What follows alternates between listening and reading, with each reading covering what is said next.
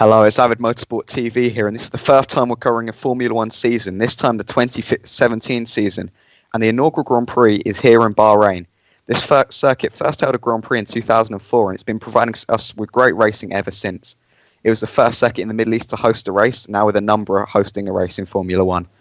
And now we're going to have a look towards the grid as we gear up for an exciting race here in Bahrain. So an interesting qualifying saw Lewis Hamilton come out ahead of his Mercedes rival Nico Rosberg, followed by Sebastian Vettel, Daniel Ricciardo, Valtteri Bottas, Kimi Räikkönen, Sergio Perez, Daniel Kvyat, Max Verstappen, Owen Iveson, who will be replacing the retiring Felipe Massa, Romain Grosjean, Carlos Sainz, Fernando Alonso, Nico Hülkenberg, Esteban Gutierrez, Jenson Button, Kevin Magnussen, Jolyon Palmer, Pascal Wehrlein, Marcus Ericsson, Felipe Nasr, and Rio Haryanto.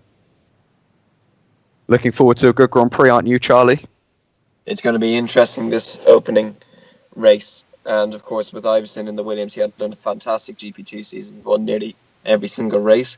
And replacing the retiring Felipe Massa, he has a lot of expectations to live up to. Yeah, certainly. And I'm looking forward to a good race. So let's get right on with it. As we go to 5 red lights for this Gulf Air Bahrain Grand Prix, tension is really rising in the desert.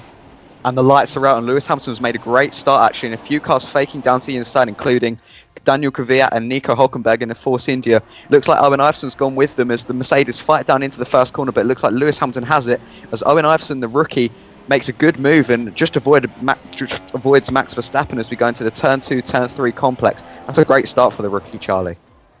Absolutely excellent start. His teammate Bottas tries to make a double overtake on the Red Bull on the Ferrari. It doesn't quite make it, though. But yeah, Owen Iveson, excellent start. He jumps all the way down the inside there, quite audacious from the GP2 champion, but nonetheless, great start. And I don't know about you, but I just think he tapped the 2007 world champion Kimi Räikkönen. He's already asserting his authority on this season, Charlie, with moves like that on such an experienced driver. That is not going to win him friendship in the paddock at all, so he'll have to be careful there and try not to make that move again. But as we go down this, he's going to try and make an overtake on Nico Hülkenberg. And I think that's Sergio Perez, actually, so it's great that he's already fighting with the Force India cars, who we expected the Williams to be behind this season, but it looks like Bottas ahead and Sergio Perez is sandwiched between the two Williams cars. And just to bear in mind that Owen Iveson is ahead of Max Verstappen, who is a Red Bull driver, and Red Bull were looking really strong in the pre-season tests. Very true, and in particular Max Verstappen, who has shone quite well, particularly last season, getting win on debut for Red Bull. As we go down to the final corner there, he takes quite a lot of curb there, he has to be careful. And there he's trying to size up a move on the Mexican Sergio Perez, got good slipstream. He fakes to the inside. That is beautiful. That is, just seeing the car darting around like that just shows how these new aerodynamic changes for this 2017 season are affecting the behaviour of the cars. As we go on board with Sergio Perez, who's just been overtaken by the rookie Owen Iveson. He'll not like that one bit, being a fairly established member of the paddock. Not at all, and losing quite a lot of time as well. We're not sure what happened there, if maybe he made a lockup or something like that. But Owen Iveson there is now right behind his teammate, and he won't be happy about that either. Yeah, I can assure you the Williams pitwall, who I know quite well, are not going to be happy about that one bit. They're going to be warning their drivers not to make any contact. You've got the young GP2 champion who was known for his audacious moves back in that lower formula, and now has come up to Formula One and is already challenging his fairly experienced teammate who has got many podiums for the team. Like we've seen with Max Verstappen before, you don't want to make too many audacious moves, otherwise you could cause an incident. And Owen Iveson there isn't quite behind his teammate anymore, but he's going to try and close up now in this S section of the track.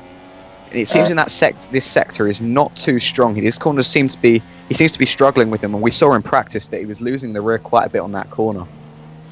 Yeah, as well, that he was losing the rear quite a bit on that corner, and it's probably the setup or something like that might not be too good for the young driver. Of course, you must be correct there, because we know that Williams have really gone with a straight line speed setup once again for this season, as they so often do, and really kind of avoided the downforce area of Formula One. And this is kind of the battle they're going with, as Owen looks to move up the inside, very reminiscent of his move on Sergio Perez. And it'll be interesting to see if he makes that stick, because he's already asserting his authority in this team battle, and he's made that move stick, and Valtteri Bottas will not be happy about that, I tell you now. No, not at all. And as you can see, the brakes going there on the Williams, they could have some brake problems. But we'll have to be careful there and check up on that in case if anything does happen. As he now follows Sebastian Vettel, Owen Iverson doing quite well now on his debut, it has to be said.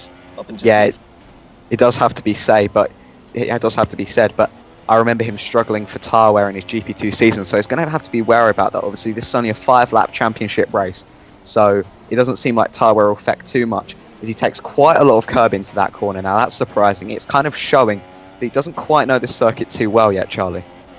Not quite well yet, and of course last year wasn't on the GP2 calendar, and I think he will have to try and avoid taking too much curb there. Oh! That was as we were saying, in that sector, he's not comfortable with the oversteer. I expect a team radio any minute because he will not be happy about that, because the setup for the car is clearly wrong in that sector. Yeah, absolutely. We've seen it all through the weekend that car is not hooked up in those corners in that sector in particular. As we go down into the final corner, it does take quite a lot of curb again. Guys, I hit the curb coming down the hill. I think there's something damage to the suspension at the rear. The car seems to be going. Oh, well, that just confirms our worries. We thought it was just the tyres going off. As Valtteri Bottas looks for a move around the inside, has this suspension damage really affected Owen Iverson's race that much? But Valtteri Bottas goes to the inside on this move down into the turn 2, turn 3 section, and he just about makes that stick, does Valtteri Bottas, as Owen now looks down the inside into turn 4.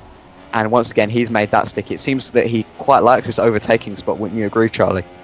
Oh, without a doubt, yeah. He can get a perfect position coming out of that turn 1 complex. And coming down the hill now, he's got back ahead of his teammate. That was quite an audacious move there by Bottas, taking a lot of curb on the exit. And as we travel down the hill now, Sebastian Vettel seems to pull away from Owen Iverson. And that's an odd move, because we knew that Williams would be fairly competitive this year, and we know that Ferrari will be not too competitive this year. So it's quite surprising that the Williams cars haven't quite been able to close up to Sebastian Vettel. I think that's just because he's running in the slipstream and DRS of Daniel Ricciardo ahead. It's possibly that, or it either is his suspension problem, and of course, that would affect. That will, of course, compromise his. Traction, of course, coming out of corners. That's it. Traction coming out of corners. I have no doubt that he's going to be having some firm words with the mechanics. Guys, engine feels a bit down on power. Oh, so that just confirms our worries even further. Although he's got a bit of suspension damage and a few problems with the rear, he's also got some issues with the engine. Now, that's not something we expected. This Mercedes engine power plant has been looking pretty promising in this pre-season testing, but there you go, it's showing signs that maybe it is not all it's not quite as cut out as it was hyped up to be. It just goes to show nobody is safe, and Mercedes is notoriously reliable. If they're having speed issues on their car, that would be highly bizarre, considering how fast they were in 2014 and 2015 and 2016. As you go on board now with Valtteri Bottas, sorry to interrupt you there, Charlie, and now Owen Iverson. He did seem to close up in that sector. Could that be showing that Owen hasn't quite got the exit speed on those few first turns? I think it's this sector of corners Owen isn't well hooked up in, as we saw him, of course, spin there in this next section. But Owen Iverson has been taking a lot of curb on these corners, and maybe it's just a sign that he's not too well hooked up to this track in particular. Valtteri Bottas, in comparison, seems to be very smooth on this section, showing that maybe the setup of the car is slightly different, as he hits the inside perfectly and uses the curb on the outside to make a great exit. And it looks like he could close up to Owen Iverson here. Quite a train has formed behind them. Max Verstappen, quite angry, the young teen, trying to make his move on the car in front, but not quite able to do it, as Kimi Räikkönen, who was pushed out by Owen Iverson on the first lap, looks for a move down the inside, but also not able to make that stick. And I have to say, that was quite a revolutionary Grand Prix, with Lewis Hamilton taking the win. We really didn't expect that from the rookie, did we? Not at all. That was an absolutely excellent race for Owen Iverson, and of course, good win there by Lewis Hamilton. Owen Iverson there gains 5 places from the start. He started in 10th and jumped all the way up to 5th, ahead of his teammate Valtteri Bottas, and closing up to the top teams there for Mercedes, Ferrari and Red Bull. So it's Lewis Hamilton who won the first race of the season, behind his teammate Nico Rosberg, and Daniel Ricciardo took an impressive podium for Red Bull Racing. Sebastian Vettel, his former teammate, is behind in 4th, and the rookie Owen Ives are getting an impressive 5th on his debut. Valtteri Bottas' teammate is in 6th, Max Verstappen is in 7th, Kimi Raikkonen and the Ferrari down in 8th, Sergio Perez 9th for Force India, Romain Grosjean gets points for Haas in their first race, and Fernando Alonso is 11th for McLaren Honda. 12th is Danica Kvyat, 13th is Esteban Gutierrez, 14th is Kevin Magnussen, then comes Jolyon Palmer, Pascal Wehrlein in the manor, Carlos Sainz, Nico Hülkenberg, Jenson Button, Rio Haryanto, Marcus Ericsson and Felipe Nasr. This is the post-race press conference courtesy of Avid Motorsport TV. We're excited to bring you this first of many press conferences that you'll see through our time covering this season. And first, my first question is for Owen Iveson. We saw that you weren't quite confident with this track layout. Is that purely because it wasn't on the GP2 calendar last year? Yeah, I believe so. I haven't really had much real-time experience, in pre-practice 1. We had an error in the engine, which reoccurred in the race due to one of the mappings in Gear 7.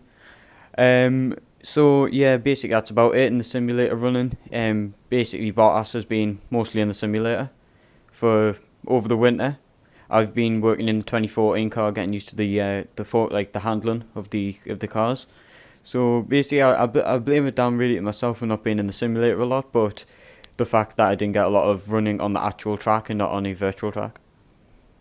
And can you explain the mechanical issues that you suffered towards the end of that race? Yeah, I hit the curb going down the hill, coming into Sector 2. I was battling Bottas. I was trying to push quite hard. So I brought one of the rear wishbones. Not a vital part, so I could carry on, but it really hindered my performance around slow to medium speed corners. You could see that visible in Sector 1, where Bottas was actually getting really close. And also the engine, lap 3 I believe it was, 3 or 4, and that engine issue came up again. So can you just tell us what that involved, that engine issue? And basically, when you do a formation lap, you do a mapping, so you go in every single gear, and the Gear 7 mapping of the Mercedes engine wasn't working well. We heard from Manor Racing and Force India that their Gear 6 wasn't working, so I believe that's just an error, and I think Mercedes have to fix that for the upcoming events. And do you think that could have contributed to why you were able to overtake Sergio Perez so easily? Yeah, I think I got more high speed when you seen. It looked like I was about 4 or 5 miles an hour faster down the straight. So I think that might have contributed to that. Good stuff. And now we're going to go to the floor for some press questions. Hello, my name is Dan Hernandez. I'm of Motorsport Español. I'd like to ask you what is your position on the incident you have with Kimi Raikkonen on the first lap? Yeah, coming up into the slow speed corners, Kimi Raikkonen gives the room. He gives the gap. I went through it, overtook him. We had slight contact. I've been at Ferrari. I've apologised about the damage which was on Kimi Raikkonen's car. The floor was slightly damaged, and he was fine about it. He just said I should be a bit more careful going into the future because that isn't really an overtaking spot. So really, it's all sorted out. Yeah, it's all sorted out. It was a move where I thought if I get past Raikkonen, I'll have a good run on my teammate. So I thought it was quite a key overtake for the race. Daniel O'Flaherty, Motorsport Ireland. I want to ask you on your move with Bottas. Is that going to open up any inter-team rivalry, do you think? Is that going to affect your relationship with your teammate? Well, you've always got a teammate rivalry, even if you're in a different car, You've always got to verse your teammate, and I believe we will have a bit of rivalry, we're still good friends. We go out often. Working as a team, obviously, Williams, we had quite a poor season last season. So we're just trying to build on the team, but I think if I do get a few more points from Valtteri at the beginning of the season, I think that will really increase my morale going into further races. I'm still a rookie in the season, and he's obviously a veteran. He's had 3 seasons in the sport, 4 seasons. So I think this little beginning charge bit would be quite good for my morale. I'm not going to go over the top with it. I'm not going to fight him aggressively, like risking the car. I'm just going to take my time, And yeah, I think it's good for the team, and I also think it's good for both of us because he'd be learning skills and I'll be learning massive amount of skills. I overtook Kimi Raikkonen, obviously you've seen, bit aggressive, but I also fended off Max Verstappen, which he's one of the best drivers. Finished third in the championship last season, so really close. And that just about sums up our coverage for the Bahrain Grand Prix. Hope you've enjoyed. We've been Avid Motorsport TV, and we'll see you in the next episode.